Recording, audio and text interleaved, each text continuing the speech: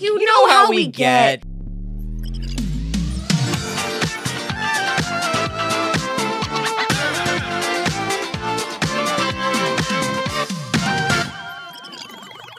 Hello, good morning. Oh, good morning, BBs. It's too early. It sure is. Welcome to the first, best, and only morning show in existence. I'm Anthony Carboni. And I'm Saige Ryan. And you know, Saige, it's not your birthday anymore. It's not. It just passed. It was right in between the shows. But my hair's bigger than I thought it was. It's because you're older. Oh, okay. Your hair continues to grow. People don't know that.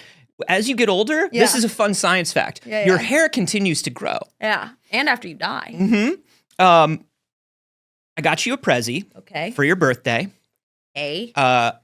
Anthony, to be clear, also already gave me a gift. No, I didn't. This is your gift. This is, you're very particular about your art. I know that. I am. And so I got you some art that I think is to your taste that you will enjoy. Okay. It's not easy. It's out of all the things that you can get, Saige, art is maybe the hardest. So you didn't bring anything to cut this box open. I was going to reach into my pocket for my keys, but I don't have them.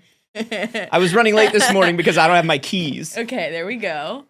Hey, hey, Bex. Hey, Bex. Will you bring me a knife? A knife or some scissors?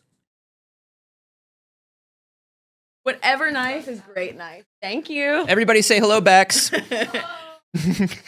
Okay. All right. Yeah, do it lengthwise there. You want me to hold it? I got it. You got it? I can do it. Okay. Yeah. Okay, there we go. I saw this art and immediately said, she's going to love this. This is for Saige. Going to be beautiful. Yeah. They taped it up good so it wouldn't get ruined. Now. Okay. Yeah. I can use it. I believe in you. Hello? Okay, hold on. We're almost there. So this is like, you can put it in your front hall when people come over or guests can look at it because you're really going to. Okay. Something that makes like a strong first impression, I think. Okay, I'm seeing pink. I like pink. A lot of pink.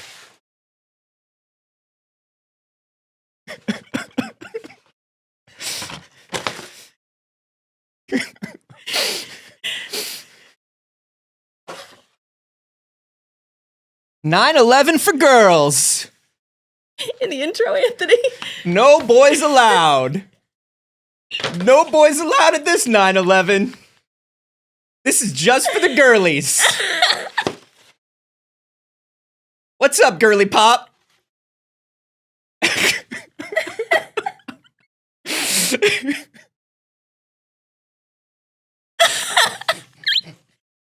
Yeah, I think Anthony No from the chat is correct. I think that's the...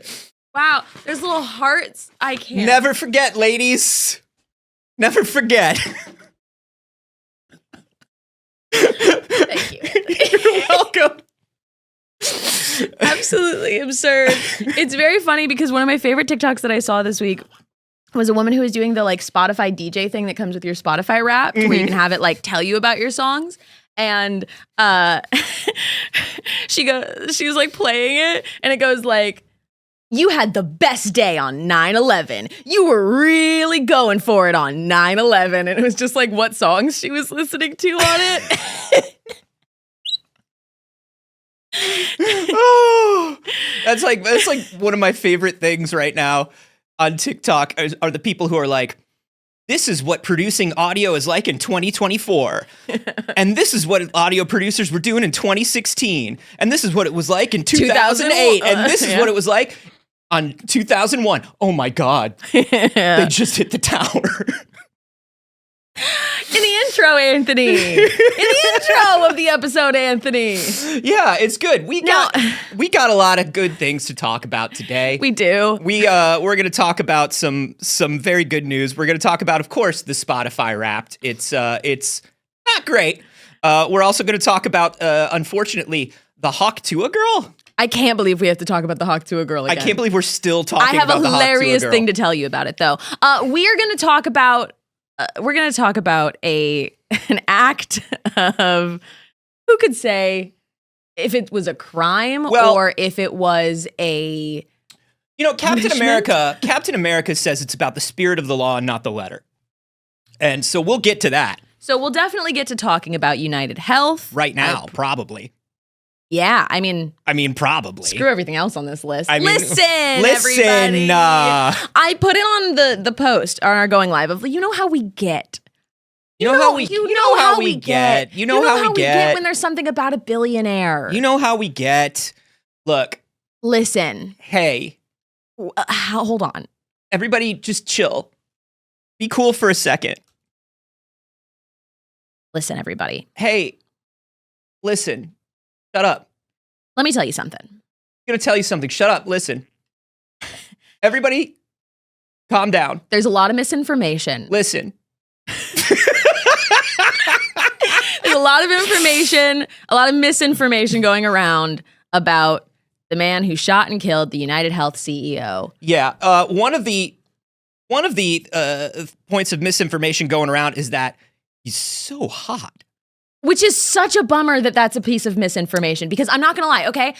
These don't usually get me. Yeah. Men. Usually doesn't really do anything for me, okay? Sure. I get the first TikTok that showed that photo of his face. Hold on, I'll show you guys what I'm talking about. Mm-hmm. Hold on, don't show the billionaire. Just show the guy. Show the hot guy, please. Yeah, show, please. Please. Okay. Roll for hot assassin. Yeah. So we got this photo first, right? Right. And I'm not going to lie. I heard. Before I went to the comments on TikTok, I was like. I heard the UnitedHealthcare assassin was in town for the Timothée Chalamet lookalike contest. Yeah. And just stuck around because he was like, I'm going to have to come back to New York for business in like 2 weeks anyway. Yeah. So I might as well stick around. I'll just stick around. And listen, guys, look, this person's very hot. And the idea of it's pretty hot. But here's the thing. But it's not him. There were two pictures that were put out. And unfortunately, even though both potential suspects are wearing a green jacket with a hood and a mask and a backpack, when you look at the real photo of the person on the scene, it's a completely different color hoodie and backpack. Like, it's definitely a different person. My question is, how many people do you think just went and bought Peak Design backpacks? Look, I already had one. If you are a camera nerd, if you know, you know. The Peak Design backpack, here's what I'm going to say. Guy has excellent taste in backpacks. Is probably a very good packer for short trips. Hot. Very, very able to get organized. There are a lot of, you can reconfigure pouches in there. Yeah. To hold whatever it is you need. Anything. Cameras. Yeah. Firearms. Right. A silencer. Yeah, whatever it is you need. But it's really funny. Like, people were like, the police. I don't know if you saw, but like all of the police sound bites about this guy are so funny because they're like, oh, this guy's good.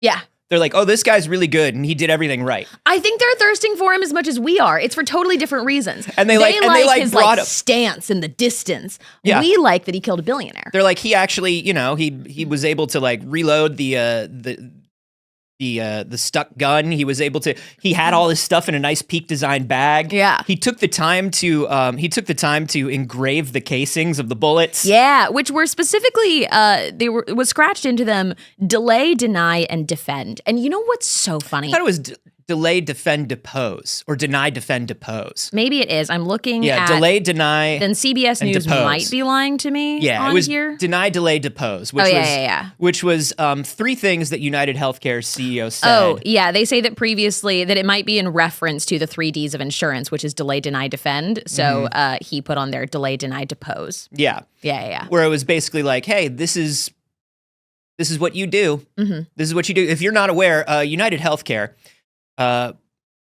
denies about 40% of patient claims every year automatically. They are known in the medical community as being one of the worst insurances to deal with. There, as a matter of fact, when this news went public, there was a post that had to be removed from Reddit. Yeah. That had 20,000 comments that were a lot of them from people who are doctors or people in the medical profession, who were talking about how horrible UnitedHealthcare is, making a lot of jokes about how the gunshot wound, if it happened before he got to the hospital, was a pre-existing condition. It's a pre-existing condition. Yeah. A lot of people have been making the well, how do we know there wasn't already a bullet in him? Yeah. How could we know? It might have been a pre-existing condition. A lot of jokes about how the family will be denied psychological care and counseling under UnitedHealthcare. Yep. But one of the biggest things that's been going on with UnitedHealthcare in the last 3 weeks is a very huge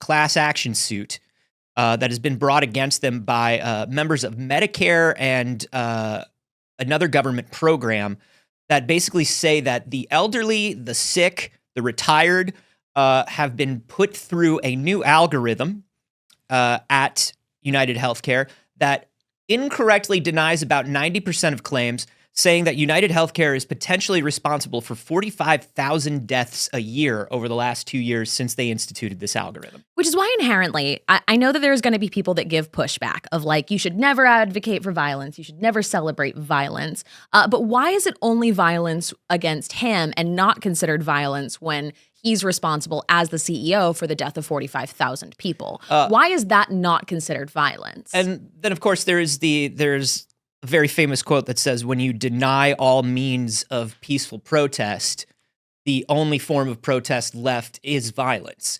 I will say this, there is no getting healthcare without health insurance in the United States. Yes. You will wind up sick or dead. Sometimes you can get the healthcare and still wind up sick or dead because of these limitations that they put onto healthcare.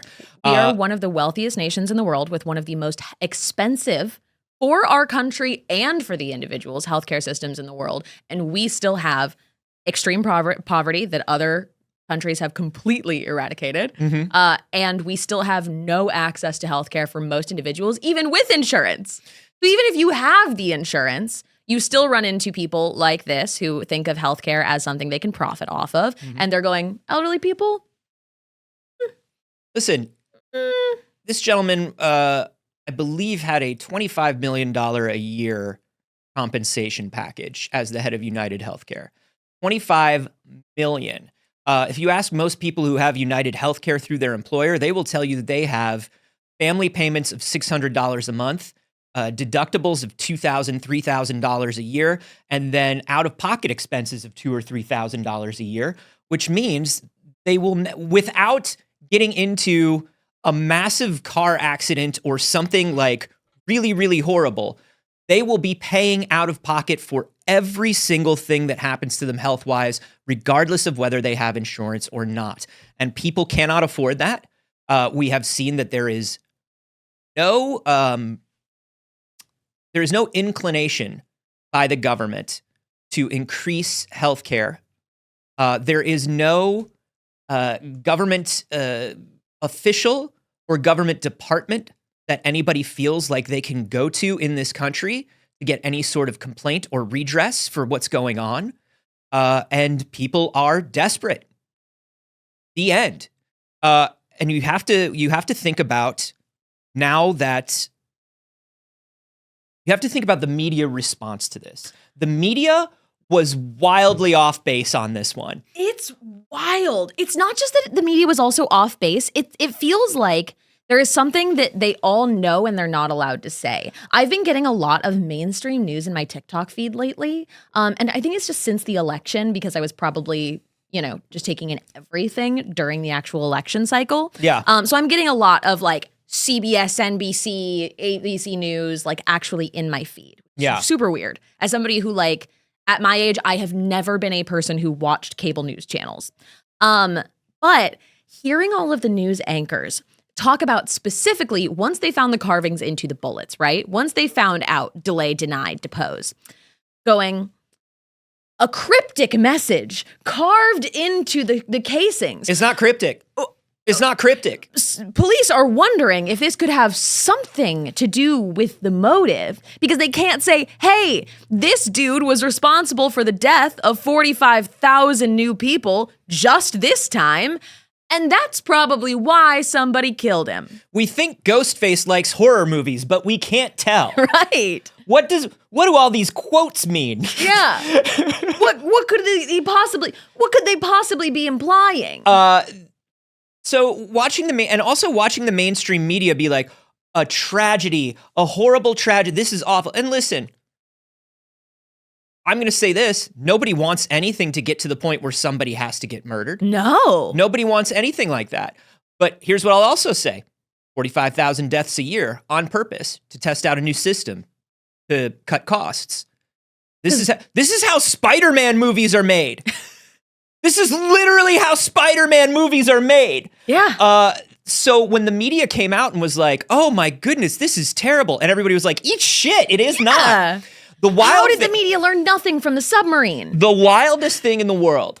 I mean, the wildest thing in the world is that if you go on to any social media right now, the parties are aligned in a way that is so wild because conservatives are like, good, should have happened. Yeah. Liberals are like, yeah, should have happened. Leftists are like, thank God. Yeah. Right? And it's so wild to see that everybody is like, no, this fucking sucks. This whole system fucking sucks. And you guys nobody should be is afraid. listening. Like, I'm sorry, but if you are somebody who can be responsible for 45,000 deaths a year, in addition to all the people that already die from lack of coverage, you should be afraid. You should not be able to go outside and go about your business and be like, yeah, and there's no consequences for my actions. Hi, welcome consequences. And people are like, hey, what about the family? Listen, I do feel bad for his family. I am sorry they are in mourning. I am sorry they lost by all we can tell, just a super caring husband and father. But what I'm going to say is, I hope they understand that their family's stability and lifestyle and wealth and comfort came off of the backs of hundreds of thousands sick and dead people. Yep. You can mourn your father, but I hope you understand the why behind this. Yes. There was an immediate statement that was kind of funny, taken out of context from his wife, where she was like, I don't know, I guess it had something to do with denied insurance claims or whatever. And everybody's like, she hated this man. And look, I don't know. I don't know anything about these people's relationship. But it does sound a little, just say or listen, whatever. Yeah. If there's and one it was thing like we within know, 24 hours. If there's one thing we know about billionaires and their wives, they super love each other. Yeah. That's what we know. Yeah, all of them. That's what we know. There were and there was people mostly marry billionaires for love. Yeah. That's what it is. Maybe they're a secret prince or something. Usually they're a Christmas prince. Yeah. You know? That's happened at least 6 times that I know of. Sure. One thing that I do think is interesting that a lot of people have been talking about is this was the gentleman, his name doesn't matter. The gentleman, it's Brian Johnson. Yeah, it's Brian Johnson. But I also wasn't going to give it to you because I'm like, no, it doesn't. It doesn't. It doesn't. But this gentleman was leaving his hotel around, a little before 7 a.m. to get to this 8 a.m. Fun Investor Day that UnitedHealthcare does every year. Where they start off with a big investor meeting where they tell all the investors about their sales. They tell the media about their sales and their plans for the year, bump up that stock. And then they have, a bunch of fun PowerPoints about making people sick. And what I love about this, the man was at the hospital at 7:12. Yeah. The meeting started at 8 a.m. They continued the meeting until the public media call, the earnings call, and the investor presentation was done. And then they closed it down for the day. They said, he wouldn't want our stocks to dip. If there's one thing we know about him, one thing we know about Brian, he'd want the investor call to happen. He'd want the value to go to the shareholders. Shareholder value. One thing about Brian that we always loved, that man wanted a line to go up. Dude. Hey, make the line go up for Brian today, folks. Folks, let's raise those stock prices for Brian, huh? For Brian. Do it for Brian. They were like, hey, listen, and apparently, like, as they were doing this, people had their laptops, like media had their laptops, investors had, and they had their phones, and people were just like word was spreading, headlines were going up, and people were like, this is still going until they closed it. Like, it was really weird because they were like, look, yeah, this is sad, but like we could lose value today. We could lose imaginary value. I just want somebody playing the Vanessa Hudgens when COVID hit. That video that she made where she was like, yeah, people are gonna die. And that's really sad. But like, it happens. That's the video that they played for the intro to the earnings call before they moved on. Yeah. Now, it's not surprising to think that UnitedHealthcare doesn't care about a person. Right. Up until this point, he was a money-making machine. That's and right. He isn't making money anymore, so he went back to being a person to them, and they said, oh, well, just like everyone else, literally die. Yeah. Literally die then. They stepped right over him on the way. Yeah. And they were just like, see you at the meeting? Yeah. Are you good? Yeah. You all right? It was like Dale Cooper in Twin Peaks. Yeah. He was just laying there on the ground as people walked by, and he's like, make that line go up. Make the line go up. Do it for me. Now, listen, in the topic of people being afraid in response to this, right? Billionaires that are responsible for it, massive corporations that are responsible for this, whether or not this is related, Anthem Blue Cross Blue Shield is another massive insurance provider in the United States that had a plan that had just rolled out to limit the periods of anesthesia that would be covered regardless of the anesthesia that you need for your procedure. Right. So you could be under the knife, under anesthesia. Something could happen during your surgery. Delays it, extends it. Whatever. It's going slower than usual. Maybe you have incredibly strong organs. I've been told this. I went under the knife for surgery, and they said, you're such a strong boy with such strong organs. We had to get the special strong knives out. Yeah. You might be too powerful. Yeah, we can't even cut through this. What are we going to do? And so you need more anesthetics than usual. Well, Anthem Blue Cross Blue Shield said, no, you don't. I mean, you can have it. We just won't be paying for it. Yeah. We pay up to a point. Yeah. Regardless of what you need. And then the UnitedHealthcare CEO was shot, and all of a sudden, Anthem Blue Cross Blue Shield said, did we say we weren't going to cover that anesthesia? No, we didn't. That was a joke. Yeah. Now, we take it back. Now, previously, I think what Anthem really wanted you to do was sit down, have a discussion with your doctor. Shut up and die. Yeah, shut up and die. Sit down, have a discussion with your doctor. And your doctor can ask you like, hey, how are you with pain? Like if you're under, and I need like an additional 20 minutes, are you willing to do what we call biting a strip of leather? Yeah. In the medical industry, we call that chewing on a bully stick. Are you able to do that for 20 to 30 minutes? On a scale of 1 to 10, how much do you hate being in pain? Yeah. What is it? Because if it's less than an 8, I'm going to say you probably don't want to pay for the anesthetic. Yeah, it's very expensive. And honestly, probably better not to go under at all. It's only like a 2.5 hour procedure. And let me tell you something. They did this in the trenches in the French Foreign Legion all the time. and that's exactly how we should be living. Yeah, so fuck insurance companies. Yeah. Here's what I'll say. Here's what I will say about this. Boy, if this guy gets away, boy, I hope he feels bad about it for the rest of his life. I have nothing else to say about whether I hope he gets caught or not. I have nothing else to say about what justice is in this situation. But boy, I hope he feels bad when he's out there for years and years. Look, if a photo comes up and you do see the real person's face, did you? Could you really know if you'd seen him? Could you? Honestly? I think Peak Design should use this for marketing. I really think they should. I think they should do it as a look. Perfect for high stress situations. Listen, when you need the right piece of equipment in a moment's notice, I mean, Pete, they are a photography bag company. You could say never miss the shot. Never miss the shot.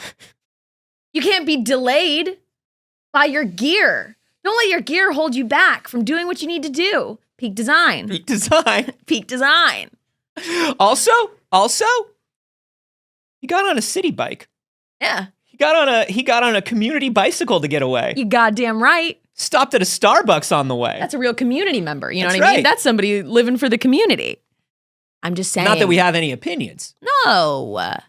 The backpack for any occasion, right? That's right. Lightweight, agile. Hey, while we're talking about business, What up? you want to talk about some more business? Sure. Haw Tuah, Wait, girl. Let me say it. I gotta say the whole thing. The whole thing. Haw Tuah, girl. Okay. Ready? The whole sentence together. The Haw Tuah girl does a pump and dump crypto coin scheme. Haw Tuah, girl, crypto coin scheme. All those words together are a real headline. Am I tasting pennies? Am I smelling bitter almonds? What is going on? This was an inevitability. So, the Haw Tuah girl, Haley Welch, who has turned, honestly, one of the least funny things I've ever seen. Yes. Into an amazing career. And I honestly, that part I kind of respect. I don't know about an amazing career. What is that amazing career? The amazing career is more than that one TikTok and actually making a good deal of money off of one goof. She's a bit like Gallagher. Do you remember or Carrot Top?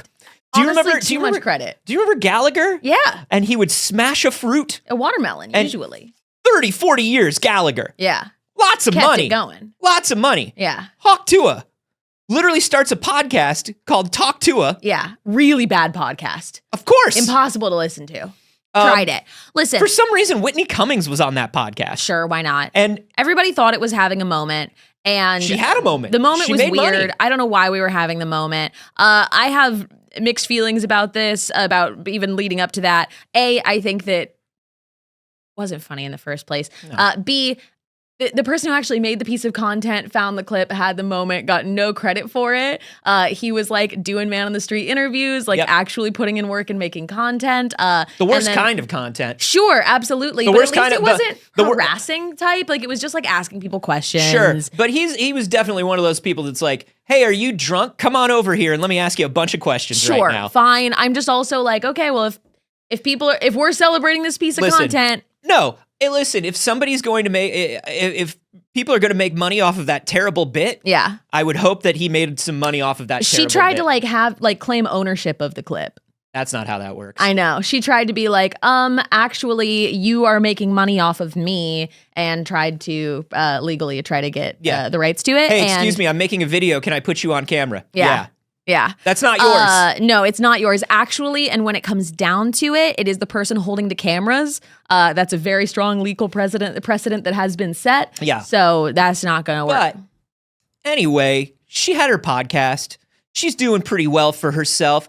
She started an app. She had Pookie Tools. The fuck is that? Pookie Tools is a dating app that is broken. Oh my God. And she had Pookie Tools, and that was a premium dating app that cost a lot of money, and I think that's already gone. But then she started a crypto coin. Well, it literally started 2 days ago. Yeah. It crashed within 3 hours. Yeah, within 3 hours. And let me tell you something. When she was doing the live about the coin, CoffeeZilla was literally in the chat. I don't know how much you know about YouTube, but you don't want CoffeeZilla in the chat. That's how you know what's about to happen. CoffeeZilla was sitting right there in the chat. He is one of the largest YouTube channels that talks about crypto scams, tech scams. Has recently had a couple of very big videos about the various crypto scams that Mr. Beast has been involved in. Really, she got immediately, because what basically You're in danger, girl. What basically went down is, in order to buy this coin, they were charging exorbitant transaction fees. So within the first 15 minutes of the release of the coin, they made something like $1 million on transaction fees. Then they did the old pumpity dumpity, which if really you're not hate that term, the- it really grosses me out. the pump and dump. That's what that guy Mystic used to teach on MTV. Gross. So the pump and dump, basically, they all had a bunch of coins, right? I don't know if how familiar you are with this kind of stuff, but there are a bunch of these coins. There are only so many of them. You got to get them because there are only so many. But a bunch of them are put aside for the people who create the coin, the people on the team, the people, friends and family are given some of these coins. And then the deal is you're supposed to hold on to them. You're supposed to hold on to these little digital bits of nothing because you believe that they are going to have value, keep value, be used as a currency. What you do instead is a little bit of the Logan Paul, where you create the meme coin. Yeah. And then you immediately sell it in the beginning. Yes. For what it's worth, which immediately deflates the value of the coin. So everybody who bought it, now theirs is worth nothing. But you've got a few $1 million in the bank. At launch, the total market value was $490 million worth of coin. As of the writing of this Kotaku article, it was down to 28, a 95% drop. And that was yesterday. Yeah. So can't imagine it's doing much better today. Now, she said, Haley Welch and her team said that they did not pump and dump. They were holding onto the coin. They didn't get rid of anything. CoffeeZilla literally in the chat goes, hey, I've actually been following on the blockchain because that's the whole point of this, of cryptocurrencies. You can see transactions on the blockchain. And I can actually trace these transactions to you and your team. And you were actually selling them even before you were supposed to. Wow. You were selling them before the public offering. Because here's your reminder that people can get on the internet and just lie. People can just go on the internet and tell lies. But they wouldn't. But wouldn't they? Data modeling seems to indicate that somebody dumped, or not data modeling, data seems to indicate that someone dumped $1.4 million worth of the Mudang coin. Or, yeah, that's right. I don't think that hippo got any of that money. I don't think that the Mudang coin for Hawk coin and lost most of it trying to swap back to hippo coin. Hey guys, listen to me. Shut up, everybody.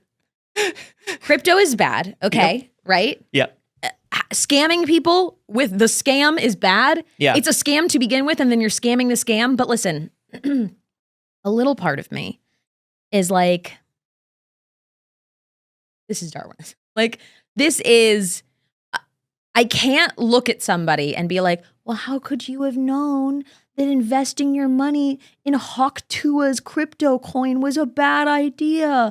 You poor thing. What time in human history are we living in when just some random person goes, I've created a money, but it's worth so much more than any other money. You know me. I'm the girl who made the sex joke. That's what you know me for. I made a currency. I made money. I made a currency. I made currency, and I think you should have it because I think it's a smart investment. Now, listen, I don't know anything about Haley Welch except for the sex joke. May I never know another thing about Haley Welch. So, and I'm just saying, based on that, I don't think she should be giving anybody investment advice or creating a currency. Yeah, we have to stop letting people create currency. Why are people continuing to be allowed to create currency? It's wild because they're like, well, it's not a stock and it's not a security. It's a cryptocurrency. You're not allowed to create a currency either. You can't just create a currency. The only person who can create currency is me in The Sims 2 on the Nintendo DS in the basement of my hotel. Sometimes, if you're a kid, your mom can make fake little money that you get for doing chores. That's the only time that people should be creating currency. That's it. It's so wild that, and listen, it is wild that it's happening. It's not wild that it continues to happen because a lot of people who are making a lot of money off of these pump and dumps, these desperate people, these scammers are millionaires and billionaires that own the platforms that do this sort of trading and make this sort of thing happen. Yeah. And so they're like, no, it's cool. It's like a little game that people are playing. It's like a fun little game. Don't worry, it doesn't need to be called to security. It doesn't need to be called. It shouldn't be regulated like gambling. No. And No. neither should the stock market, which is very real and based on the actual worth of a company. Guys, Whether they made a phone call or not that morning was going to decide how much they were worth. The man died and they said, we got to get on that phone call. we gotta get on that phone call. Hey, our value is based on how many people we make sick. Yeah. Quick. And how many people think we're making sick. Right. And if they believe that we're making enough people sick, we have to get on the call and reassure people that we're going to make even more people Don't sick worry. than ever. In 2025, we're making more people sick than ever. And people are like, well, I believe them, so I'm going to So invest. take my money. And that's a similar mindset to investing in hot coin. Again, may we never have to know another thing about this woman. If there is any sort of greater power in this world, may I never have to hear about this girl again. Because good Lord, it wasn't funny in the first place. It's not funny now. Block weird pseudo celebrities. Block them. You have so much power. You have so much power. Block them. Give them no attention. Everybody keeps joking about how funny would it be if there was like a big celebrity that just suddenly started getting absolutely no likes and no comments. Have you seen, they've been doing it to JoJo Siwa. They've been doing it to JoJo Siwa and they've been doing it to Lizzo. I'd say people have been saying it, but then if you look at their stuff, you're like, not really. It doesn't actually show a big difference, a big dent in it. But bit by bit, we could do this together. Rich Bad at Game in the live studio audience says, block Anthony, please. Please. Don't want to hear Anthony's opinion anymore? Block him. I don't even want to hear me anymore. How much show do we have left? I don't want to hear anything from me. Yeah, Anthony's going to be quiet for the rest of the show. Yeah.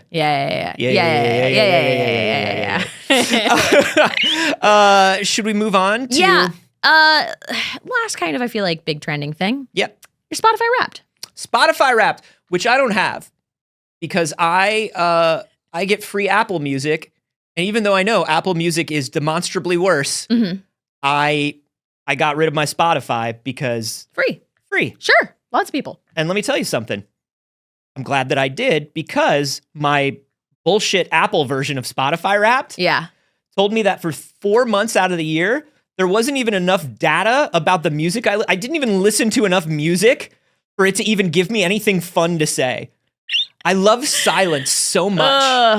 I love silence so much. I'm not one of those weirdos that's silence in the car. Yeah. You ever seen one of those? Yeah. Weird. I don't like silence at any time ever. If I am alone with my thoughts, I will wither away and die. I just want it to be quiet. I never want it to be quiet. And then when I'm driving, which I never am, I'm usually listening to a podcast. And Apple Music was just like, I don't know, man. Your most listened to artist you listen to for 2 hours? I was actually a little concerned because the back half of this year, I discovered that audiobooks are on Spotify now. Yeah. And I was like, oh no, this is going to really affect my Spotify Wrapped. Because I'm like, well, one book isn't going to make it on because it's not like there's one book I listened to over and over and over again. No, but some hours books long. are 10 hours long. Yeah. So none of the books made it on there. And I'm not sure exactly how that interacts with it yet because it is by the repetitiveness of what gets into your top. Because otherwise it would be like, well, longer songs get higher. Yeah. But a lot of people are saying that their Spotify Wrapped is not accurate this year. Yep. I've been seeing a lot of social media posts on the internet that have been saying, people are saying this all over the social media posts on the internet, Saige, that they'd be like, okay, I saw one woman who was like, how is Chappell Roan my number one artist? She's absolutely not my number one artist. I did listen to Chappell Roan, but certainly not the most. Yeah. And they said my most favorite Chappell Roan song is a song that I can guarantee you I've listened to this other song 90 times more. And I use other sites to keep track of my music across different platforms. And I can tell you what I listen to. A lot of people have been taking to like some third-party platforms that will analyze your Spotify data and compare it. I'm very curious, kind of, I'm sure there is a data point they are using that skews it, where it's not completely made up, but it's based on a weird data point about you. Sure. And like the same Chapel Roan song that she was like, that is not my number one song, was also my number one song, Red Wine Supernova. Yeah. And I was like, I wouldn't have guessed it, but I'm like, yeah, I have listened to that song a lot. Like, that's fair. I didn't feel like mine was completely inaccurate. The one that surprised me is I haven't streamed in months, and my top artist was still the like copyright-free streaming music that I was using in the first half of the year. What's his name? I don't wanna. Okay. His name doesn't go on this show. Okay. Doesn't matter. But I was surprised by that. And then my number 2, I think, was Chapel. There was one band on there that I was like, there is no fucking way. I only like 2 songs from this band. There is no way that they're in my top artists. Yeah. But I also know I was like, I guess I did just listen to the same artists a lot. So there wasn't a ton of variation. Like, it was Chapel and Sabrina and the Rex and the Happy Fits, and then like this random band that I was like, I don't know about that. Yeah. That seems like a little odd. But I am very curious kind of what that weird skewing it data point is. Well, according to some people that are inside of Spotify, the skewed data point is they fired the team that does the data points last year. Ding. Just about a year ago to the day, they fired both the gentleman that headed up the data and algorithm and recommendation department, who created, honestly, what I think is the strongest part about Spotify. Yeah. Everybody thinks about Spotify in terms of their efficacy of recommendation, right? It's like, oh my God, Spotify is so good at picking or showing me artists that I'm going to like, picking things that I'm going to like. They fired that team. Yeah. They fired that team, and not only did they fire that team, they fired a lot of the in-house curators. Yeah. You used to get these Spotify playlists, and you'd be like, "Oh my God, this list is so perfect." Yeah. So I use my daily mixes like crazy. It is the main reason that I keep Spotify instead of going to the free Apple Music. Is I love my daily mixes. I love to not think, to not pick out a song. But I started to realize you get like 5 daily mixes a day, and the frequency that I found that the same songs were on multiple of the daily mixes, and they're not very long. So you'd go through multiple of them. I'd be like, well, what the fuck is the point if like I'm hearing this song again? Why did you put it on multiple of my playlists? And I think that really heavily affected my Spotify Wrapped. I think a lot of the songs that made it, I'm like, well, yeah, that's because you were putting it on my daily mix every day. And like, I just put that on and let it play throughout the day so that I don't have to go searching for something. Yeah. You curated my playlist that made my Spotify Wrapped. Yeah, and above and beyond that, they had they would have like the weekly playlists in different genres, different spotlights and things like that. And those used to be made by a person. They are not anymore in most cases. So between what I think has to be, and there's no proof of this, but between what I think has to be labels, companies, management, maybe giving Spotify a kickback to get certain artists onto certain playlists. Sort of the iHeartRadio model. Yeah. You know, of like, we'll give you a little kickback to put this on the top 40 stations. For sure. I think there's some of that going on. And I think they are also aggressively moving the algorithm to artists that they have to pay less. Yeah. So we know that certain artists have special deals with Spotify. They don't get the standard artist deal where it's like, you know, you listen to somebody's song 100 times, they make 1.8 cents. Right. I think between all of that, they are tuning the algorithm to be worse. It's just in shitification. Yeah. The end. Everything's in shitification. But I will say one thing that I enjoyed about this year's Wrapped is how much somebody on the marketing team said, we have to lean into our genres that make no sense. Yeah. Because that was like a fun thing people discovered throughout the year where you could search like some daily playlists and you would get ones that were like Goblin Girly Snack Mode. Yeah. And you'd be like, all right, yeah, I guess. And it would just be your same daily mixes most of the time, but with a silly name. Your favorite genre is train conductor dance core. Yeah, which I've got mine. They gave you a couple throughout the year. So my first quarter was goth synthesizer new wave phase. Okay. Okay, fair. That sounds pretty reasonable. Yeah. As we headed into spring, let's see here. It takes a minute to load because they do way too much stupid animations on it, and you can't skip around. Unfortunately, May was my chill beats lo-fi season. Okay. Which that's where it put that one in my top. Again, I don't listen to lo-fi. It's background stream music, and it shouldn't count, and you should be able to exclude artists from it. Can't. You listen can't. to them. I didn't. August was my Pink Pilates Princess strut pop moment, which a lot of people got. Anybody who was listening consistently to like Sabrina and Chapel, and Charlie, we all got Pink Pilates Princess strut pop. And what happened is these tags and these genres were initially supposed to be for internal use. Yeah. And I think they were like semi-algorithmic. They were just pulling from different words. Yeah. And it was just so people inside of Spotify could drill down further into data.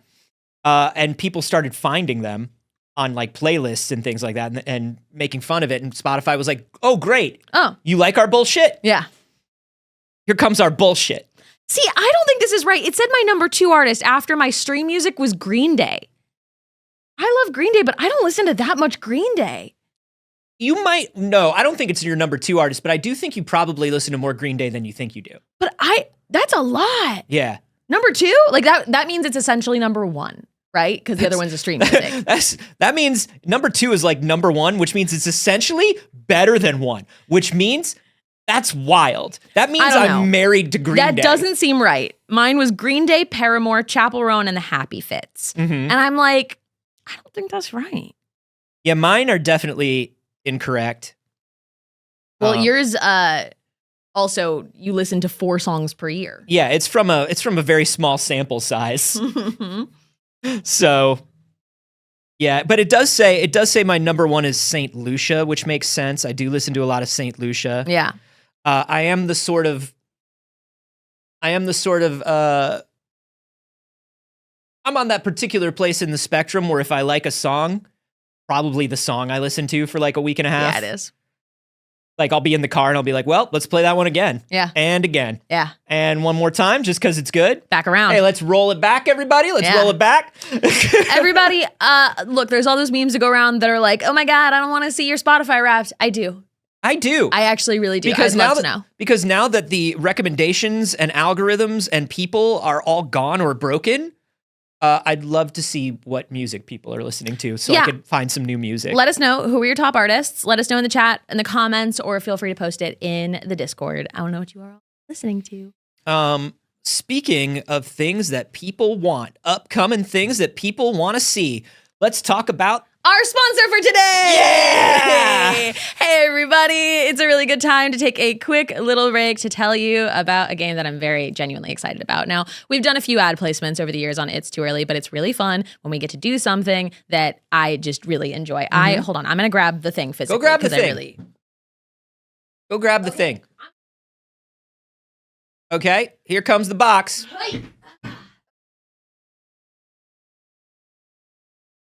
That's how you know when it's a good board game, when you have to go, hey, when you lift it up. That's not just that, but it's also a great board game when you go down for the second smaller box. I know. There's honestly nothing I like more at a game night than when somebody pulls out a giant box. I'm like, oh, looks cool. And then they go, one more box. Boom. And I'm like, oh, we're gaming. Oh, that's how you know it's a real game night. We're now listen, gaming, folks. It's the holidays, folks, okay? That might mean being at home with the fam and trying to find something to entertain yourself with. It might mean trying to figure out what to get for a person who likes games in your life. But that's really hard to do because they have a lot of games. And if they don't have Kinfire Chronicles yet, you absolutely should. It is a fantastic blend of that kind of middle point between an RPG and a board game. I got to check it out for the first time at, I want to say it was Gamma Expo last year, and I got to sit down and play with it for a little bit, and it is so fun. The art is so exceptionally beautiful. I have genuinely been obsessed with it since, and the box that came to the studio was so large. I was so excited because I was like, oh, we got the expansion pack. Mostly we're just doing this so that I could get the game and the expansion pack because I am so thrilled and excited about it. We will put a link in the description in the YouTube video here for you guys to check it out. In general, truly, it's been fantastic. They did wonderful rounds of crowdfunding. They've had multiple versions of the game go out. Yeah. This one is Night's Fall. Hold on, should I take things out of it. Take some things out of it. So Kinfire Chronicles, it's a co-op campaign game for 1 to 4 people. You play as seekers. They are professional adventurers who are you're basically dungeon crawling. You're exploring a world. The game comes with a wild amount of stuff. Look at that screen built in. It's magnetic screen. This game has 700 total cards, which they'd like us to know is enough to reach opposite ends of an Olympic swimming pool if you laid them end to end. Dozens of standees, hundreds of tokens, and more. Tons of different situations, scenarios, 6 playable characters, 48 enemies that all have unique gameplay. You got 21 quests. You've got an atlas of the world with 26 illustrated maps. The city map has 40 explorable locations, 800 cards and 300 tokens, but it's all organized very nicely. It's organized so nicely. In the box, like tilt it forward again.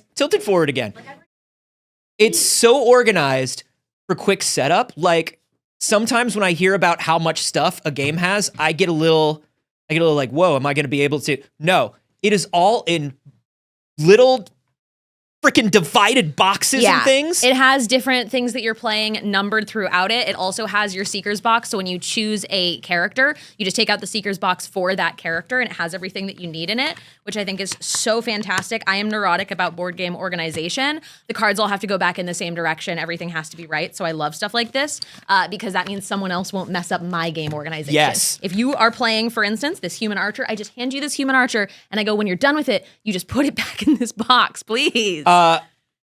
Honestly, this is such a wildly specific thing. Yeah.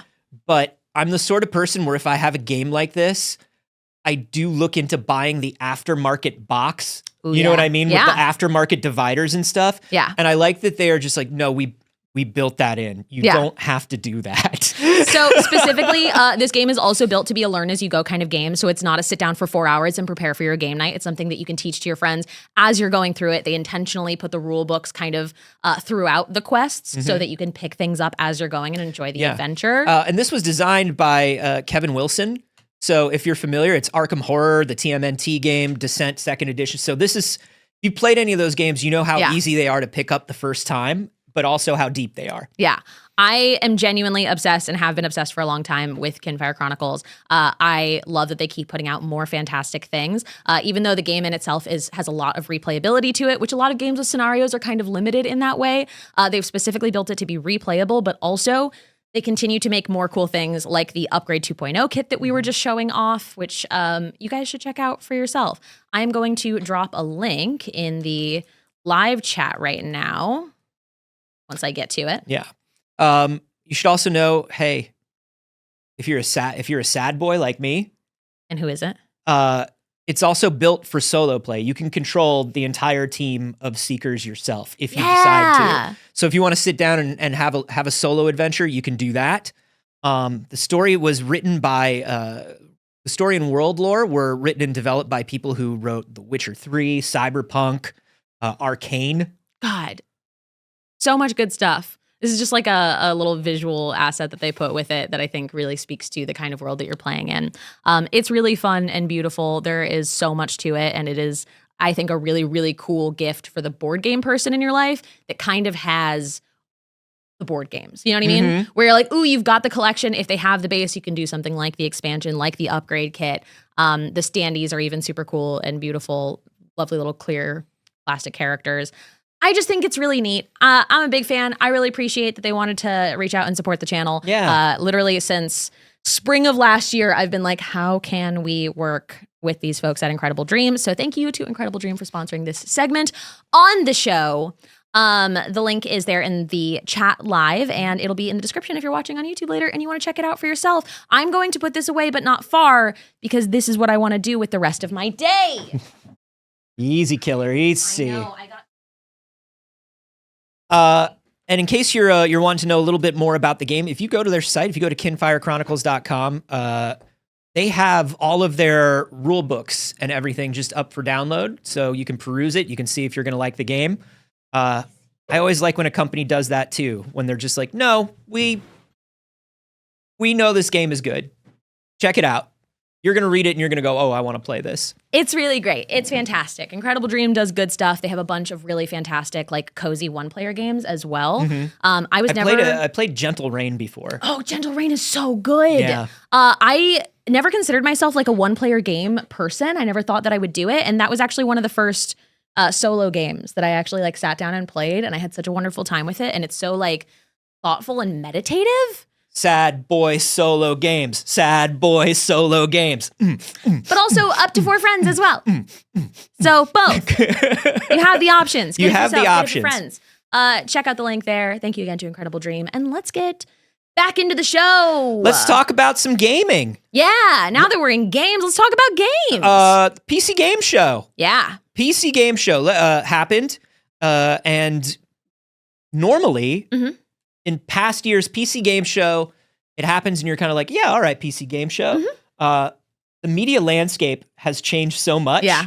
That PC Game Show came out and I was like, oh shit, a for real showcase. And there's multiple PC gaming shows throughout the year, actually. Yeah. So this one is specifically PC Gaming Show Most Wanted. Yeah, this is, they have one that's, that dances on the corpse of E3, and then they have this one that leads up to the Jeffies, which I believe are next week. Wow. And these were the most wanted games. And let's just go through it and see which of them we were excited for. Yeah, was there anything that particularly interested you? So I'm interested in Judas just to see what happens with Judas. Yeah. Anytime Ken Levine is like, I'm making a game, I'm like, okay, Ken Levine, bet.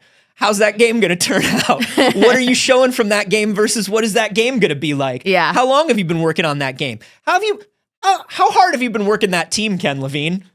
These are things that I want to know about Ken Levine games. Yeah. But it does look interesting. It's his latest BioShock-like. Right. System Shock-like. It seems interesting. We didn't see too much. Yeah. No. But it was more just like, Judas is coming. All right, man. One that I was pretty excited about was Wanderstop. Nobody's surprised when they look at the aesthetic of this. It looks like kind of a really cute, like cozy building sim, but it has some dark and ominous tones to it that look like there's some kind of creepy mystery going on in it. I really loved the art style to it. And then what is this? What is all this? What? What's happening here? You go back and forth between this like kind of cozy setting of it. I'm really curious to see exactly what this means. It's Davey. You may have seen on the screen there. That's Davey Reedon. He is the lead developer on this. He, of course, was the creator of the Stanley Parable. So this game is probably a little bit more than it seems. Yeah. Also, people working on that game, you've got C418, who did the original Minecraft soundtrack. Awesome. I've seen a little bit of it. Yeah. And it do look good. Described as comforting and complicated.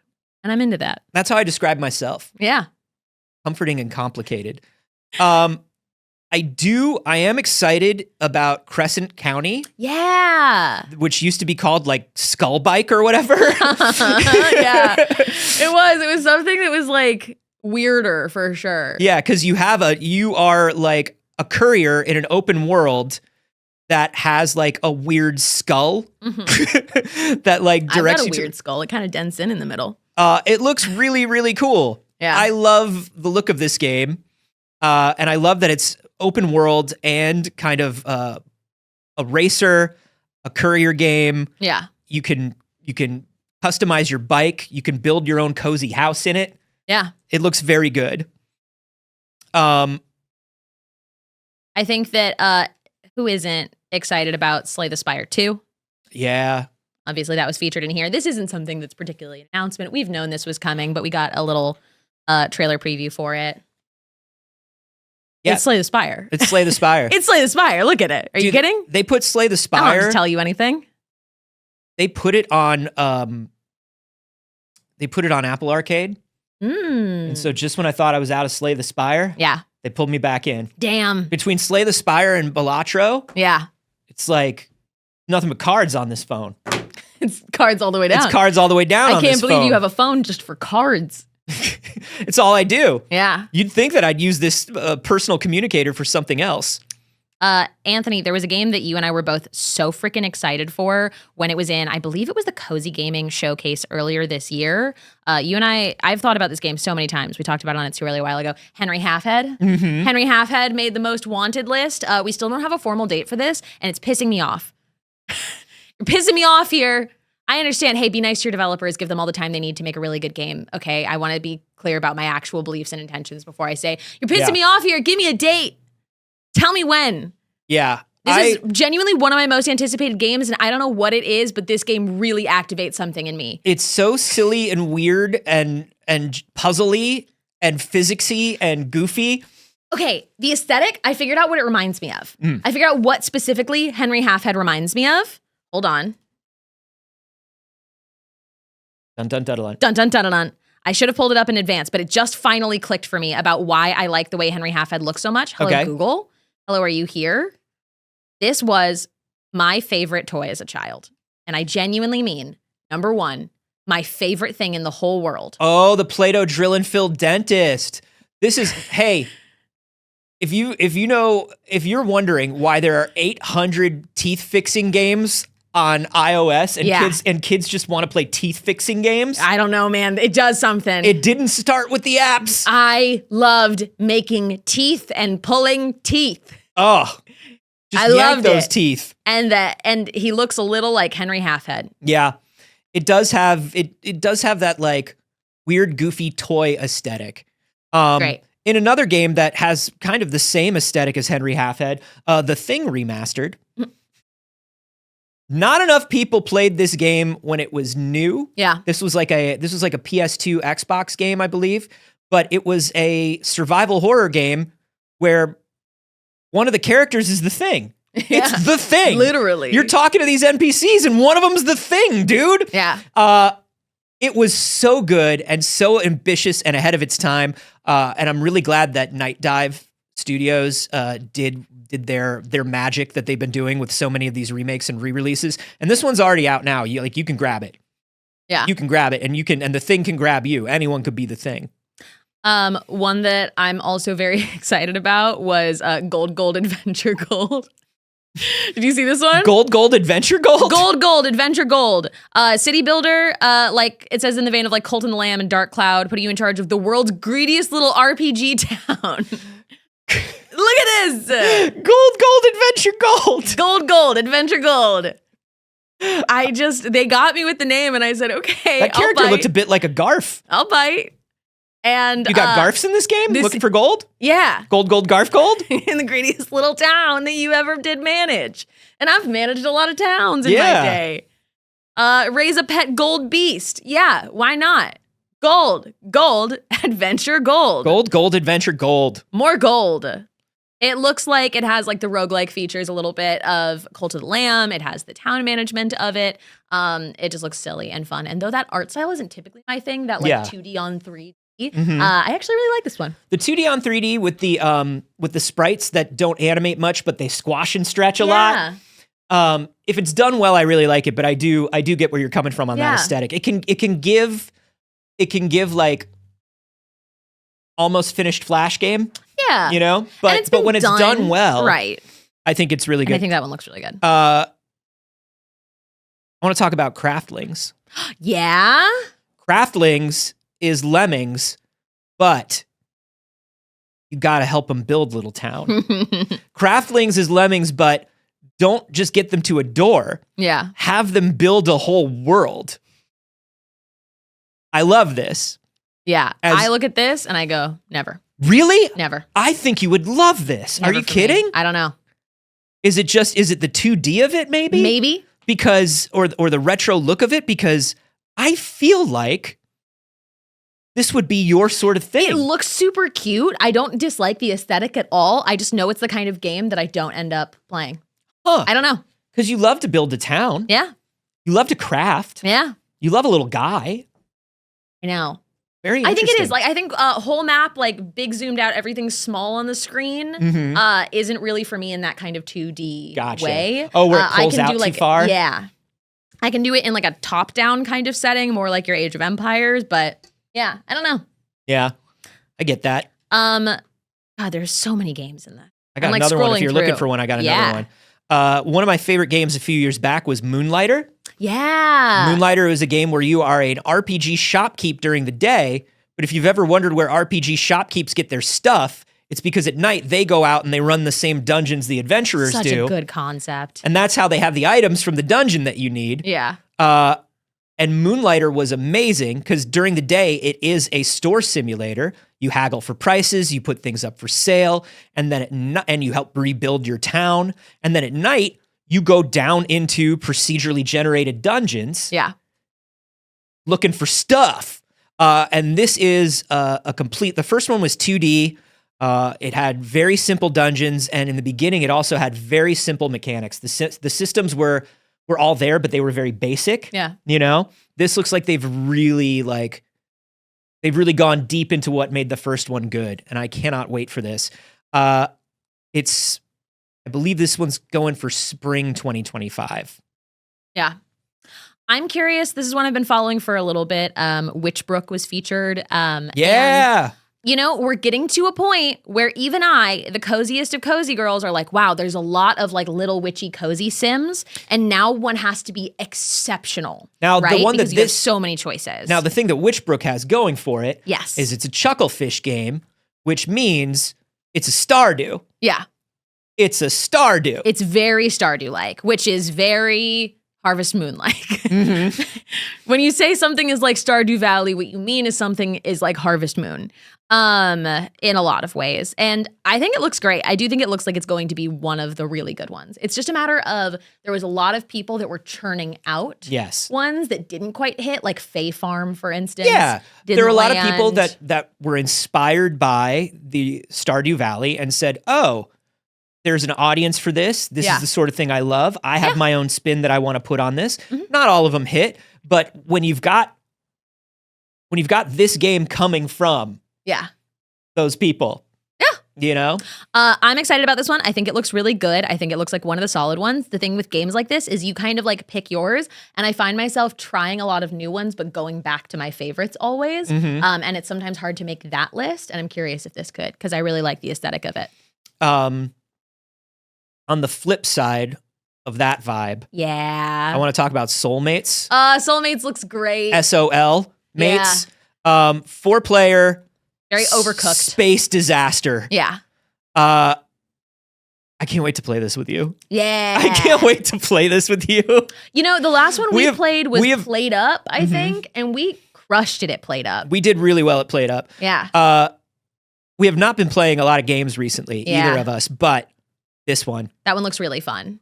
I think we're actually pretty good at those like high stress, weird games. We're decent at constant communication. Yeah. And then when communication falls apart, we have a good head for like where the other one's gonna be. Yeah. But we don't let communication fall apart for too long. Well, yeah, we never shut up. Yeah. That's important. The thing is we never shut up. I did. I'm not going to talk for the rest of the show. He hasn't. Yeah, and then he didn't say another word. I haven't said a word. A man of his no words. That's right. I also want to discuss Morta. Yeah. I watched one of my favorite streamers play this the other night. This was made in the GZ Doom engine. Oh, God. That's so funny. And it is. They nailed it. Yeah, it's really good. It's got this like strange like space western vibe, but also like takes a lot from the Souls games. Yeah. The hub world is like this crazy space market that feels like awesome. Feels like Pisana from Rise of Skywalker. Yeah. It's like so good. Those kinds of games hit nostalgia so much harder for me than like the traditional, like we're trying to make like a little 8-bit looking game. Yes. That type of like vintage aesthetic on a game. Yeah, the PS1 N64 aesthetic. Yeah. It's just more accurate to the time I started playing games, so it does that for me. There is a very long demo for Morta on Steam right now if you want to play it, and it's good. Some of the other big announcements, obviously, they showed off a little bit from Control 2. They were talking about that a good bit. They were talking about Project 007. Yeah, I mean, what they really did was they said, hey, it's coming. Yeah, they were mostly talking about it. You got a poster, as well as Skate, which, like, Skate games are great. Fine. It's like a big EA game, so I'm not particularly like... I mean, there hasn't been there hasn't been like a good big skateboarding game in a long time, and we're overdue. It's in play testing right now, and the early feedback that I've heard from people is that it is very good. It's coming along. Yeah.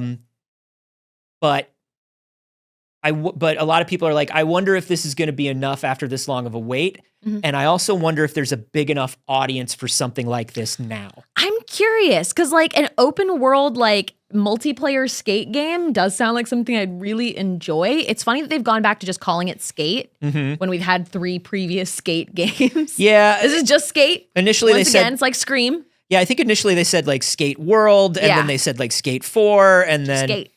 And then they had the Tim Robinson. There's been 2, and this was gonna be Skate 3. Yeah. And then they had the Tim Robinson commercial, which was very weird. Super strange. But I'm curious if it's good. I would actually really like that. There's something about an EA game where the overarching theme is like you're skating against an oppressive corporation. I'm just like, EA, you're not that guy. There's an irony in there. You're not that guy, now, EA. hear me out. There could be some fantastic developers working on Under the Machine, and I want to give them the grace to tell that because maybe they're the ones working under that big oppressive corporation and they're telling their story. That's true. Because, here's the thing. What's the thing, Saige? Guys, make good things and make big companies pay for them. Yeah. That's always my hope with a game that has such a like big backed kind of shitty corporation behind them. I'm always like, okay, if you make a good thing and you make the corporation pay for it, I'm interested. That's kind of just surviving capitalism at this point. So, but make sure if they make a big thing, make a corporation pay for it, but also make sure they pay you enough that you get paid for it. Yes. I want to talk about Cairn. I like any game where you climb and explore. Cairn is literally just, instead of fun climbing, oppressive climbing. Sounds horrible. It sounds like an anti-Jusant. Like, I don't know if you played Jusant. I know it. I didn't play it. Jusant is amazing. Look at how hard it is to climb this mountain. Look how cold it looks. You got your little lantern. Things are slippy sliding all the place. It's Anthony, cold. You notoriously talk shit on Death Stranding, which I agree with you on, but this does it for you? Yeah, because Death Stranding is not about anything. Death Stranding is not about exploration, and it's not about survival. Yeah. It's about walking until you get to Kojima's latest famous friend cameo. Yeah. Here's the thing. Death Stranding starts off with you literally carrying the corpse of your mother to be destroyed. Yeah. And Kojima still won't go to therapy. Of course not. Guys, they did also feature Death Stranding in this, and I still can't get over that the actual title is Death Stranding 2 on the beach. Well, did you play Death Stranding? No. The beach is the liminal space between... Cool. I mean, I'm talking about the name. No, the name is silly. Dumb name. It does sound like... Death Stranding 2, on the beach. Yeah, it's like Beetlejuice Goes Hawaiian. That's insane. Death Stranding 2, Electric Boogaloo. Imagine being like, take me seriously. This is my big art game on the beach. On the beach. Like, what? It sounds like the title of like a Mary-Kate and Ashley movie. Yeah. But here's the thing. Reason why people are like, Anthony, why don't you like Death Stranding? Is because within Death Stranding, there are moments of, it's any Kojima thing. It's just like Metal Gear. In the middle of any of it, there's the silliest, goofiest, strangest, most out there shit. Yeah. And Death Stranding 2 on the beach, I believe they genuinely know how silly the name is. Yeah. And that's why they're doing it. But they won't let you laugh at it. No. That's the thing. No. If you would we could get in on this together and we could laugh at it together. But if you laugh at it, it's like, fuck you, that's my art. What are you talking about? You should take this completely seriously. Kojima fans will let you know the things that you're allowed to laugh at in a Kojima game. Like, hey, is the ventriloquist puppet a goof or not in Death Stranding 2? Are we allowed to?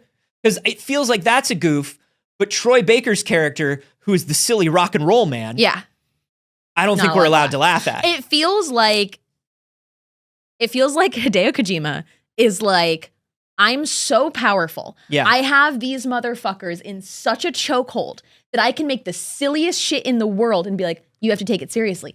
I know it's silly. He's pranking you guys. He's like, but because you have such a pedestal for me and my art, you're going to play Death Stranding on the beach and you're going to defend that this is a completely serious title. Yeah. Listen, is he the most self-indulgent developer of our time? Yes. Yes. And I say that knowing that Ken Levine is still working on Judas. And it's tough. You know what I mean? It's tough out Like there. I say that knowing that Ken Levine is out there fierce. making a Judas. But the thing that I do give Kojima credit for is he is Lynchian in the way that, like, David Lynch, the reason why his stuff is so good is because whatever pops into his consciousness during the free association, he's like, well, that's there for a reason. Yeah. I may not even know the reason, but if my brain jumped from this to this to this while I was thinking on that thread, then it's part of the thing.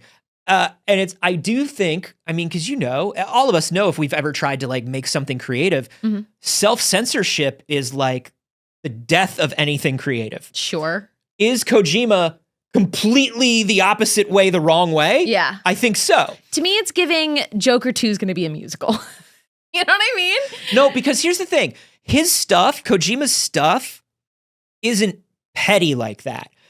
Yeah. Todd Phillips said Joker 2 is going to be a musical because fuck you. Because fuck you, because I want certain people to hate it because I didn't like the reaction to my art. Yeah. Like Kojima will put something in his things that's like, hey, this is for the haters. Yeah. But his entire thing isn't for the haters.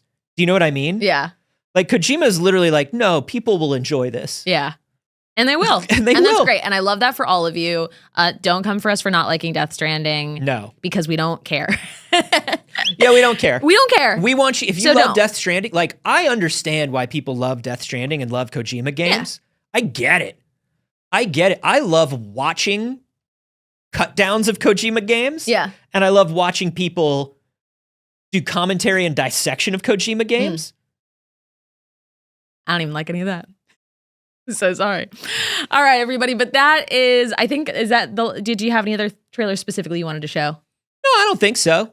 There was so much good stuff, honestly. Highly recommend going through and just looking at some game trailers. I feel like it's a good time to get excited about games. We've had a lot of heavy shows recently. So I do want to acknowledge that, hey, there's a bunch of cool games coming out. Mm-hmm. We're only partially a show that talks about games at this point. Yeah. But when we do, I like that we have the chance to be happy and excited about games. I don't want it to all be, sad news and layoffs, right? No. There's some really cool games coming out, and there was a bunch of really cool features that come from indie developers that are getting a lot of attention in this, and that's neat. Play indie games, everybody. Play indie games. There's good stuff out there. You will never run out of things. And yeah, I think that's where we're going to leave you. Thank you so much for joining us. This isn't all the show though. If you are subscribed to our Patreon, patreon.com/Pixel Circus, you get a bonus clip from the show every week that there's shows. So we're going to record that after this, and that'll be up later today. You can do a free trial. Check it out. See if you're into that sort of thing. Binge some of the backlog content. Once you subscribe, every video that we've ever made on the Patreon becomes available to you for $5 a month for that trial. Yeah. Anthony, where else can they find you on the internet? Oh, you can find me everywhere at Carboni, except for on Twitch, where I'm at Anthony Carboni. Twitch, you cowards, it's mine. Give it back to me. How about you? You can find me everywhere on the internet at Not Saige, and here all the time. We are going to go through and we're going to thank everyone that supported us directly during the show. Here's some ways that you can do that. You can like the video if you're watching on YouTube later. You can leave a comment. Tell us your thoughts on any of these things that we were talking about today. You can join the Discord. It's completely free to do so. You can tell a friend about the show, share it on social media. That's also totally free. There's lots of cool free ways to do it. Oh, or you can give us money. That's through tips or subscriptions or Patreon, and we really appreciate it. Hey, here's your reminder, everybody. We did get robbed. We are still replacing things. Thank you to everybody who has sent things to our P.O. Box, tipped during the shows, subscribe to the Patreon. We really appreciate it. We love you guys. As the slow cogs of the insurance system are churning, your help has really kept the network going. Just so you know. You might notice we're still on a single camera. Insurance gets to decide how much value your item has lost. Yep. And they get to only give you the money of what they think your item has lost in value based on their predicted lifespan of your item, even if the item was new. But it's based on when you bought it, so it doesn't matter. You drive that car off the lot, baby. Yeah, that's it. And they get to decide what that is. And you still have to buy the thing new at full price. So I love insurance. It's awesome. thank you so much, everybody. If you are a patron, we will see you in a few minutes. And if you're not, you're a sucker, and we'll see you on Monday. No, we won't. I'm going out of town. We'll see you on next Friday. Get wrecked, losers. Goodbye.